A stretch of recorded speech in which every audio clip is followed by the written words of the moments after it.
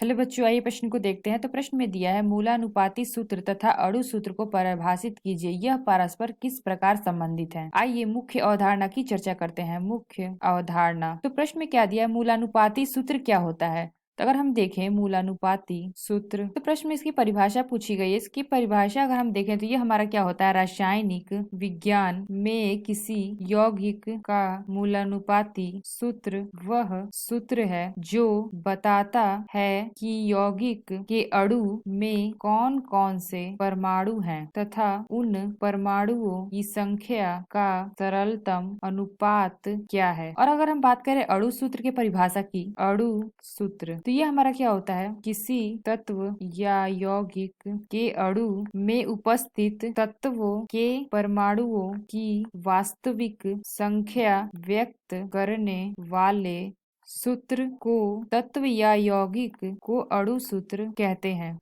तो यहाँ पे हमने क्या देखा, मूलानुपाती सूत्र क्या होता है, रासायनिक विज्ञान में किसी यौगिक का मूलानुपाती सूत्र वह सूत्र होता है जो बताता है कि यौगिक के अणु में कौन कौन से परमाणु हैं तथा उन परमाणुओं की संख्या का सरलतम अनुपात क्या है। जबकि जो हमारा अणु सूत्र होता है वह हमारा क्या होता है, किसी तत्व या यौगिक के अणु में उपस्थित तत्वों के परमाणुओं की वास्तविक संख्या व्यक्त करने वाले सूत्र को या तत्व के यौगिक को क्या कहते हैं, अणु सूत्र कहते हैं। तो प्रश्न में क्या दिया, ये परस्पर किस प्रकार संबंधित है। अगर हम देखें तो अगर हम ले लेते हैं ग्लूकोज का एग्जाम्पल, ग्लूकोज, तो ये हमारा क्या होता है, इसका हमारा सूत्र देखें तो हमारा मूलानुपाती सूत्र होता है CH2O। तो ये हमारा क्या है, मूलानुपाती सूत्र, मूलानुपाती सूत्र। तो यहाँ पे अगर हम n बराबर क्या ले लें 6, तो यहाँ पे हमारा क्या हो जाएगा, ये हमारा हो जाएगा, अगर CH2O का 6 कर लेते हैं तो ये हमारा हो जाएगा C6H12O6। तो ये हमारा क्या आ गया, ये हमारा जो आया C6H12O6, ये हमारा आ गया क्या, अणु सूत्र। तो यहाँ पे हमने देखा है किस प्रकार संबंधित है, ये हमारा क्या है, मूलानुपाती सूत्र है और ये हमारा क्या है, अणु सूत्र है।